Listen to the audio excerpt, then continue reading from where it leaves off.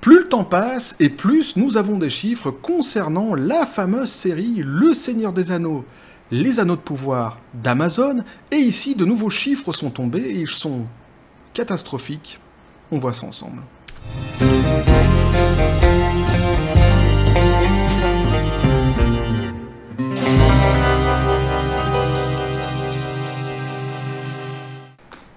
Eh oui, plus le temps passe et plus nous en apprenons sur cette fameuse série Le Seigneur des Anneaux, les Anneaux de pouvoir, plus nous avons de chiffres, et n'en déplaise à certains qui voulaient faire croire que la série était un succès extraordinaire et que ceux qui disaient le contraire étaient des médisants, eh bien il semblerait que ce soit tout à fait l'inverse, on est sur du, je sais pas, sur du mésuccès, sur de l'insuccès, sur du gros bide, petit qui a fait les copains.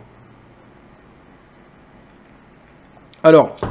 avec Amazon, c'est toujours compliqué d'avoir des chiffres, ils aiment pas les donner, et encore plus quand les chiffres ne sont pas à leur avantage. Donc on a comme ça des informations au compte-gouttes, mais qui sont ici des informations donc vérifiées et fiables.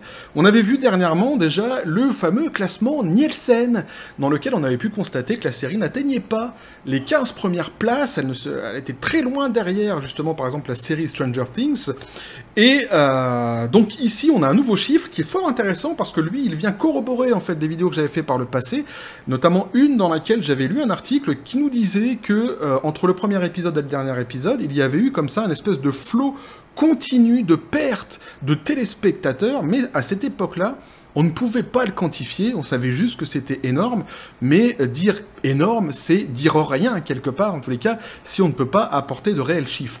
Ici, enfin, ils peuvent le quantifier, et donc on sait exactement ce qu'a produit en fait cette hémorragie, et c'est une catastrophe réelle pour la série qui a coûté la plus chère de l'histoire, c'est un truc de malade, et donc on nous dit Le Seigneur des Anneaux, nouvel échec cuisant pour les Anneaux de pouvoir, la série la plus chère de l'histoire d'Amazon, alors même que la saison 2 des Anneaux de pouvoir est actuellement en préparation avec un casting 5 étoiles, de nouvelles statistiques prouvent à quel point la série est un échec pour Amazon Prime.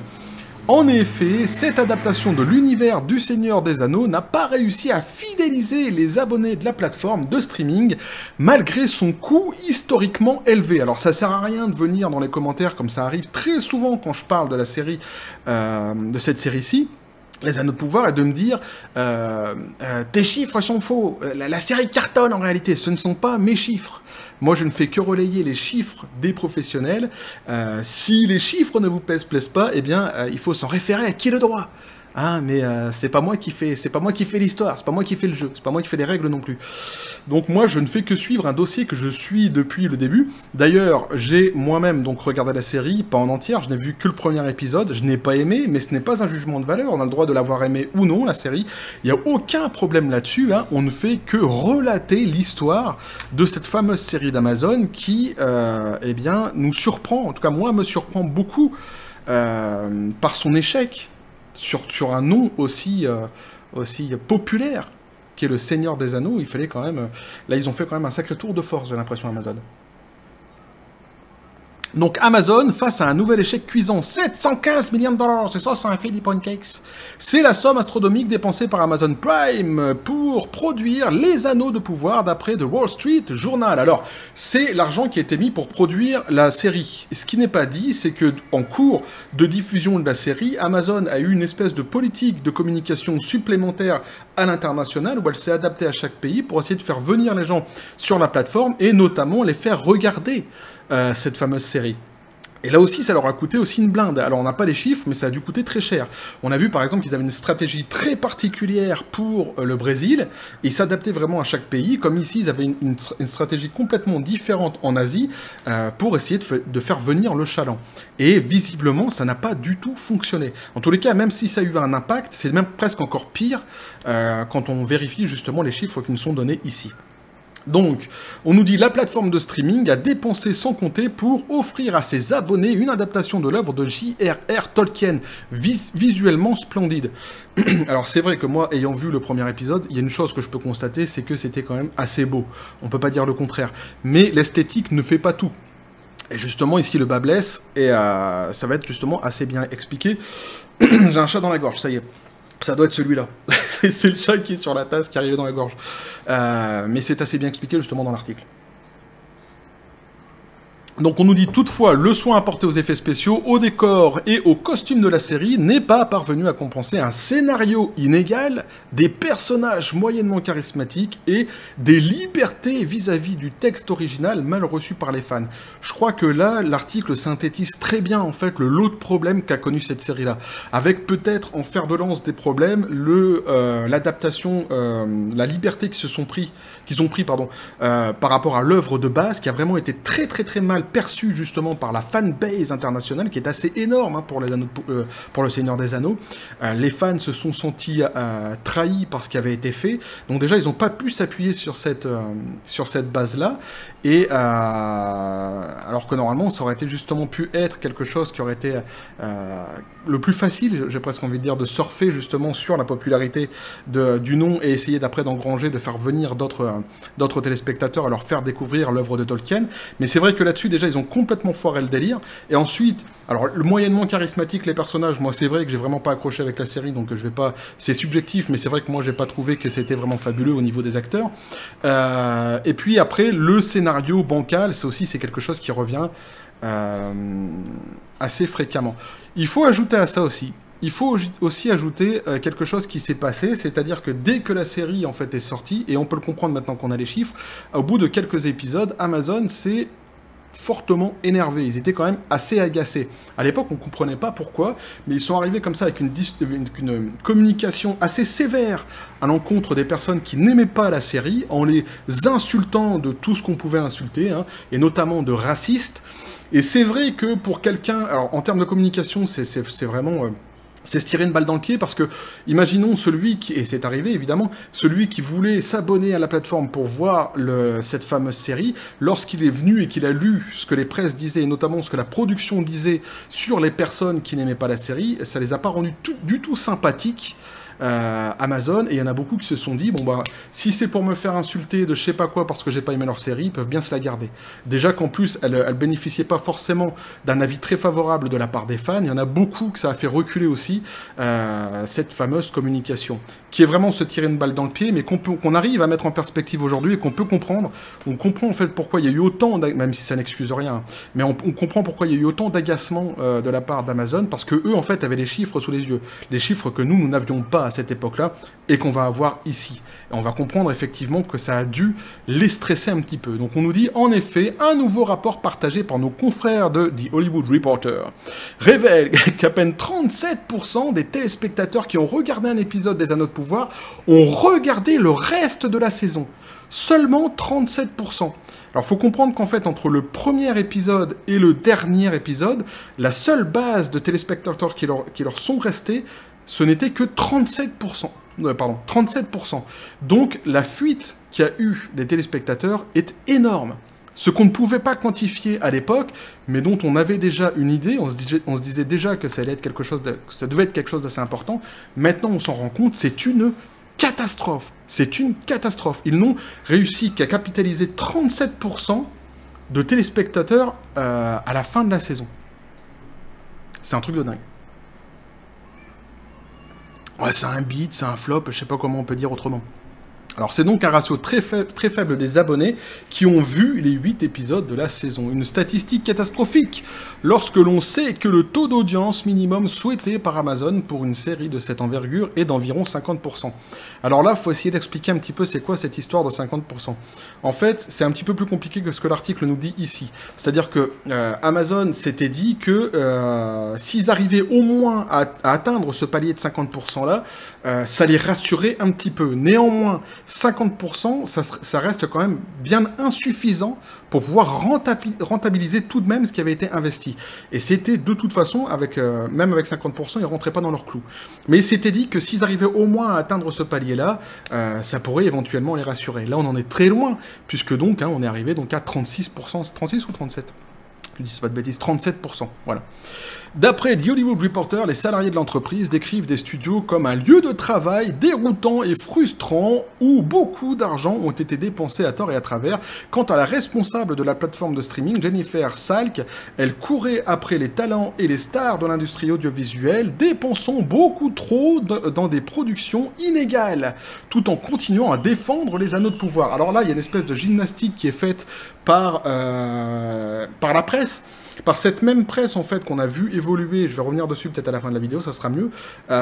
Donc du début jusqu'à aujourd'hui, il y a une espèce de gymnastique. Ils essaient de trouver en fait les raisons du pourquoi la série n'a pas fonctionné. Et bon, là aussi, c'est assez évocateur en réalité de la presse, mais je reviendrai dessus à la fin, c'est mieux. Donc, ce désir de dépeindre la série comme n'étant rien d'autre qu'un succès ne reflète pas les conversations que j'ai en interne, donc disait-elle Madame Salk. La deuxième saison actuellement en cours de production aura des rebondissements plus dramatiques, donc faut entendre par là sans doute qu'ils vont essayer de mettre le paquet sur l'histoire, sur le scénario. C'est une grande opportunité pour nous, dit-elle. La première saison a nécessité beaucoup de mise en place comparée à ses concurrents comme Netflix ou Disney+, Amazon Prime serait donc trop dépensière, surtout comparé aux résultats. Alors, on va juste dire que l'article termine justement donc, sur Netflix et Disney+, en disant que Amazon serait trop dépensière. Alors déjà, sans doute, vu le coût de la série à la base, c'est vrai.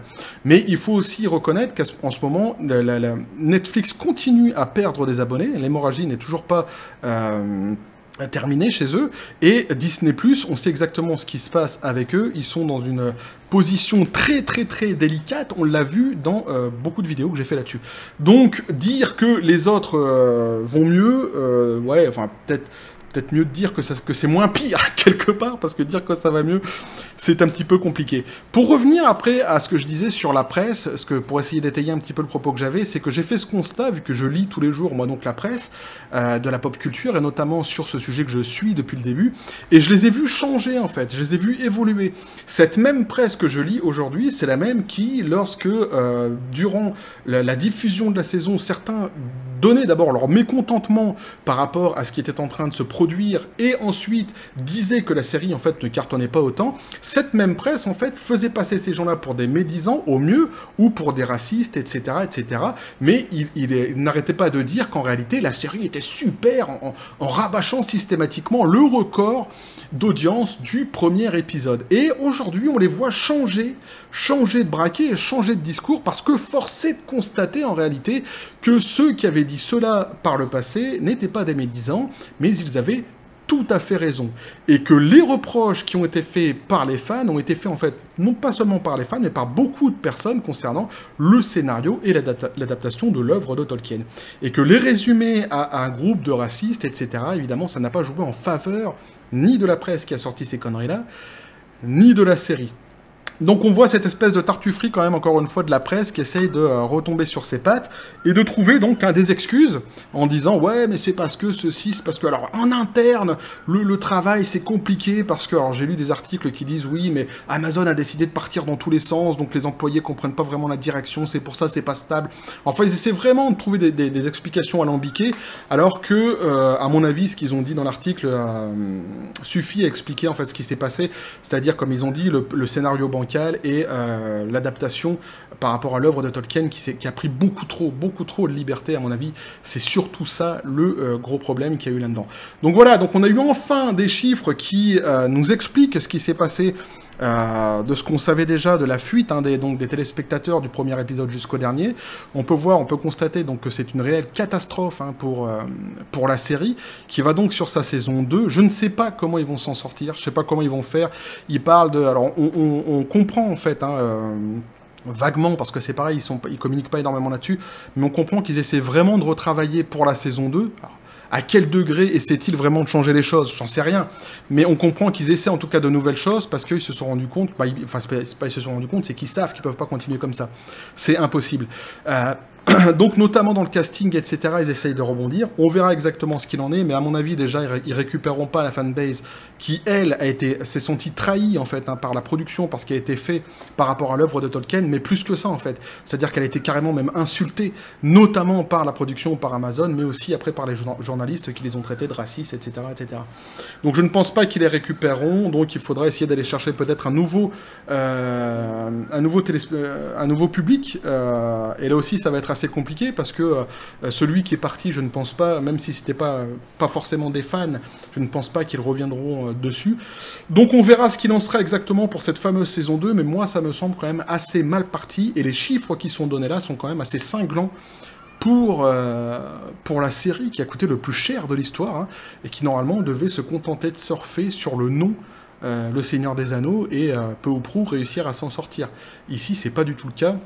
Et donc, c'est bien parce que ça corrobore les vidéos que j'avais faites par le passé, où on voit que les articles que j'avais lus, finalement, étaient assez justes, et ça, c'est plutôt cool. Mais bon, c'est vrai que c'est assez... en tous les cas, pour ceux qui aiment l'univers de Tolkien, c'est assez triste, tout ça, en réalité.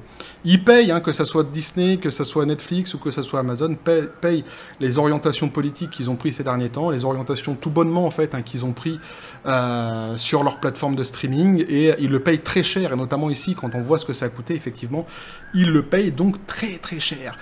Voilà ce que je peux vous dire là-dessus, les copains. N'hésitez pas à me dire ce que vous en pensez dans les commentaires, et vous abonner si le contenu vous a plu, à activer la petite cloche pour les prochaines notifications, les prochaines vidéos qui vont arriver, à balancer un like, à partager la vidéo.